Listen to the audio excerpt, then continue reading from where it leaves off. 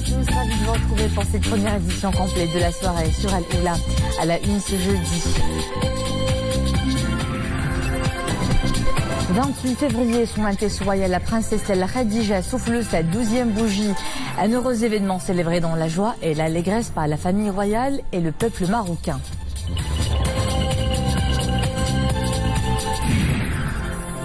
Dans ce journal, focus sur une pratique incontournable pour une meilleure fertilité des superficies agricoles. On parlera de l'analyse du sol qui profite en ce moment aux cultures printanières.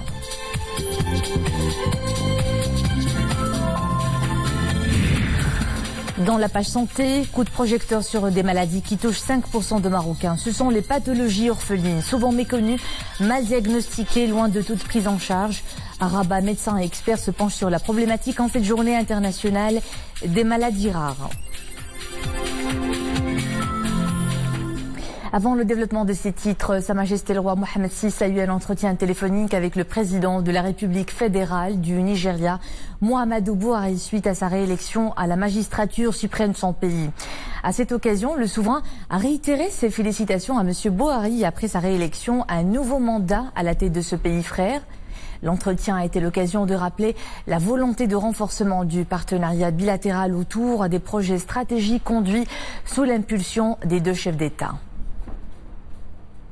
Ce 28 février, Son Altesse Royale, la princesse El Khadija, souffle sa 12e bougie. Un heureux anniversaire célébré par la famille royale et le peuple marocain. Une célébration qui reflète la parfaite symbiose entre le trône et les différentes composantes de la nation. Cette commémoration constitue également l'occasion de revenir sur les premiers pas de Son Altesse Royale dans la vie publique. Saad Anachet. 28 février 2007, le palais royal de Rabat s'illumine de mille feux à l'heureuse nouvelle, la venue au monde d'une princesse, deuxième enfant de Sa Majesté le roi Mohammed VI, qu'il a baptisé du nom de Son Altesse Royale, la princesse El Khadija. Dès l'annonce de cet heureux événement, une grande liesse s'empare du pays tout entier. Partout, ce ne sont que réjouissances et effusions de joie. Un des moments forts des festivités, le jour de l'Aqiqa, le 7 mars 2007. Une fête haute en couleurs célébrée dans la pure tradition marocaine. Septembre 2011, première rentrée scolaire pour Son Altesse Royale, la princesse El Khadija. Le souverain avait alors assisté à une séance d'apprentissage du Saint-Coran et des premiers cours d'arabe et de français de Son Altesse Royale et de ses camarades de classe. D'autres prestations suivront, où Son Altesse Royale fait montre à chaque fois aux côtés de ses camarades de classe d'une grande maîtrise artistique et culturelle.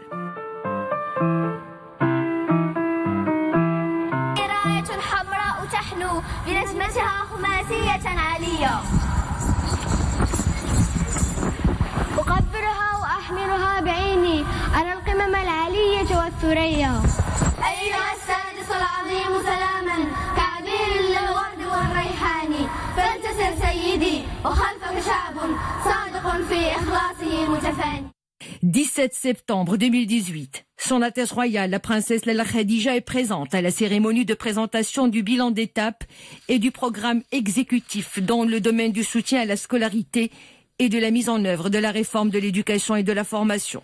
Apparition remarquable de Son Altesse Royale, la princesse El Khadija, à la cérémonie d'accueil officiel du couple royal espagnol, place du Mouchoir, au Palais Royal de Rabat, et de l'audience accordée par le souverain aux invités de marque du royaume. Place à la réunion hebdomadaire du Conseil du gouvernement. Au menu, 4 projets de décret. Le premier porte sur le contrôle de la production, de la commercialisation du lait et produits laitiers. Le deuxième texte fixe les modalités de versement des bourses d'études. Le troisième est relatif aux modalités de délivrance et de renouvellement de la carte de presse professionnelle. Et un autre texte concerne la délivrance de renouvellement de la carte de journaliste professionnel accrédité. Le Conseil a également adopté un texte portant sur la réforme du régime des garanties transférables. Lors de cette réunion, le chef du gouvernement a incité les membres du gouvernement et l'ensemble des responsables, cadres et fonctionnaires à répondre aux demandes des entreprises, à être à l'écoute de leurs doléances, exprimant il y va selon lui du soutien à l'économie nationale et permet de promouvoir l'emploi et la création de richesses. 61 ans se sont écoulés depuis la bataille de Tchira qui coïncide avec le 43e anniversaire du départ du dernier soldat étranger des provinces du Sud. La commémoration de cette glorieuse bataille est l'occasion de rendre un vibrant hommage à la bravoure et au sacrifice des combattants et des martyrs marocains face aux colonisateurs espagnols. Le 13 janvier 1958, à 25 km à l'est de la Lioune, que les membres de la résistance et de l'armée de libération ont mené cette bataille contre l'armée espagnole. La 10e réunion annuelle de la commission parlementaire mixte Maroc-Union européenne se tient demain à Rabat. Au programme cette fois-ci, le bilan des réalisations et les acquis de cet organe important de la coopération politique entre les deux partenaires à la lumière de l'adoption récemment des 2 accords agricoles et de pêche. Hasna Bengabi, Nessel Hamdawi. La 10e réunion annuelle de la commission parlementaire mixte Maroc-Union européenne, l'occasion de dresser le bilan de ces 2 dernières années et les acquis réalisés. Cette rencontre se tient dans un contexte particulier, marqué notamment par le vote du Parlement européen à une écrasante majorité en faveur du nouvel accord de pêche entre le Maroc et l'Union des 27. C'est 2 années de travail très intense et qui ont vraiment abouti à un résultat excellent au sein du Parlement européen lors du vote de 2 accords, l'accord agricole et l'accord pour la pêche Union européenne et le Maroc, de façon qu'on peut continuer. On a vraiment identifié tous les points forts de cette coopération solide. L'heure est à la préparation d'une bonne base de travail pour la mise en œuvre effective des dispositions de l'accord de pêche et de l'accord agricole à l'aune des prochaines échéances électorales européennes. On va confronter avec les nouvelles échéances qui sont à voir avec l'accord d'association Union européenne et Maroc, dont le Parlement aussi a un rôle important à jouer, et aussi l'accord ALECA qui est aussi devant nous comme une opportunité pour relancer, pour approfondir les relations entre l'Union européenne et le Maroc. Cette 10e édition sera clôturée demain par un forum dédié à la sécurité et à la lutte contre la radicalisation. Un domaine où le Royaume s'illustre par son approche holistique, basée sur la prévention, la sécurité religieuse et le développement humain. Nous avons identifié au cours de nos travaux à la CPM que l'exemple du Maroc par rapport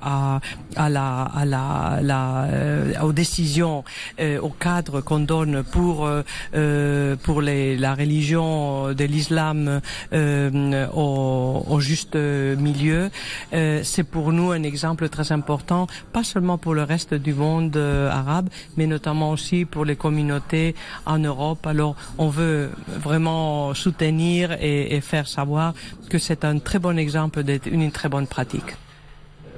La commission parlementaire mixte Maroc-Union européenne a également montré son intérêt pour le rôle joué par le Royaume au sein de l'Union africaine, au moment où l'Union des 27 cherche à mettre le cap sur le renforcement de ses liens avec l'Afrique.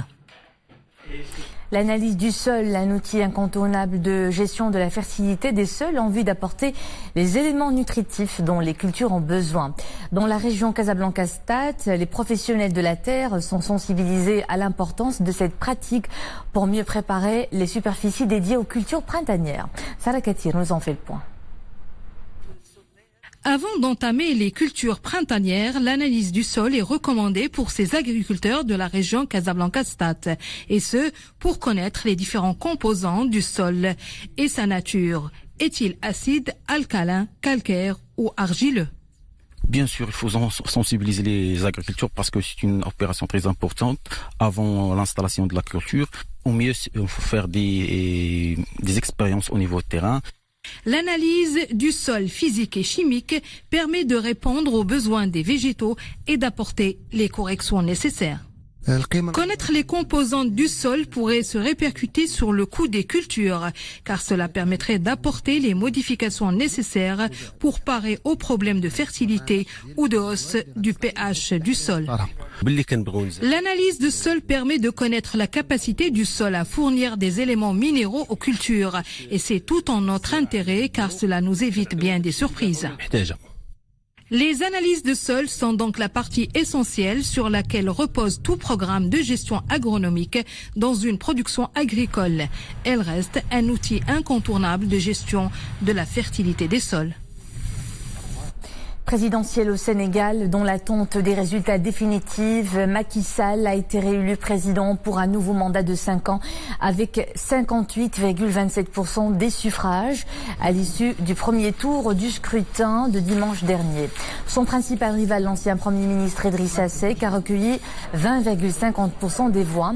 Selon le code électoral, il revient au Conseil constitutionnel d'effectuer la proclamation définitive des résultats. Aucun accord au sommet Kim-Trump à Hanoï au Vietnam sur la dénucléarisation de la péninsule coréenne. Donald Trump a assuré qu'il n'était pas pressé et privilégié le fait d'arriver à un bon accord. Les deux parties divergent en effet sur le sens du terme de dénucléarisation et interrogent sur d'éventuelles mesures concrètes. Les discussions ont achoppé sur la question des sanctions économiques infligées à Pyongyang du fait justement de ses programmes nucléaires et balistiques interdits. Brexit, Theresa May est dans l'impasse. Si les parlementaires rejettent une nouvelle fois l'accord qu'elle tente de discuter avec Bruxelles, eh bien, ils pourront se prononcer sur un éventuel report de la date de sortie pour l'instant fixée au 29 mars. C'est un tournant dans la stratégie de la première ministre britannique. Il s'agit pour elle de répondre aux inquiétudes et d'apaiser les tensions. Ce revirement fait suite à la défection la semaine dernière de 3 députés proéminents de son parti.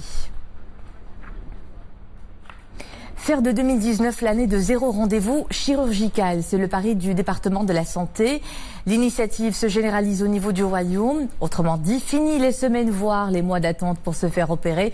À Imilchi, les cadres de l'hôpital de la province s'associent à ce programme et lancent une campagne chirurgicale au profit de patients en attente d'intervention chirurgicale. Ahmed Fadli, pour les développements. À Imilchil, l'hôpital mobile civil multidisciplinaire connaît toujours une forte affluence. Dès les premières heures de la matinée, les populations des différentes communes de la région viennent bénéficier d'une offre de santé polyvalente. Sur les 900 opérations chirurgicales réalisées, plus de 150 concernent la cataracte. Je me suis rendu ce matin à l'hôpital. Après avoir subi des examens médicaux, les médecins ont diagnostiqué un tout début de cataracte. Je fais l'opération aujourd'hui même. J'ai subi une petite intervention. J'avais un problème de cataracte. Tout s'est très bien passé, m'ont assuré les médecins. Depuis son déploiement, l'hôpital civil mobile a effectué 47 000 prestations de santé, 900 opérations chirurgicales et 40 accouchements, dont 4 par césarienne. Les délais de rendez-vous seront raccourcis. Aujourd'hui, donc, on est dans le lancement de la grande campagne nationale de réduction de délais de rendez-vous au niveau de la région de la Tafilette, qui rentre dans le cadre du plan d'action national. Et on a un objectif qui est très ambitieux de prendre en charge de tous les cas de cataracte qui sont inscrits sur la liste d'attente au niveau de l'hôpital Imilchil, et en même temps de prendre en charge tous les cas qui ont des goitres, des problèmes auriculaires, des problèmes au niveau des amygdales. J'avais beaucoup de difficultés à avaler. J'ai subi une ablation des amygdales. L'opération est un succès. Lancée en application des hautes instructions royales dans le cadre du programme Riaya 2018-2019, 28 provinces relevant de 7 régions sont ciblées par cette opération afin d'assurer les soins de santé aux populations des zones montagneuses touchées par le froid et la chute des neiges. Elles sont méconnues, parfois tardivement diagnostiquées. Leur traitement est généralement très limité. Les maladies orphelines touchent à ce jour 5% de Marocains. Les spécialistes de ces pathologies se sont réunis à Rabat pour se pencher sur la situation des patients, leur combat au quotidien, mais aussi sur la sensibilisation à ces maux, dont 70% des victimes sont des enfants. Wafali Yacoubi, Monia Marouche. Grâce au soutien de leurs parents et une prise en charge médicale adaptée, ces enfants vivent leur maladie presque normalement.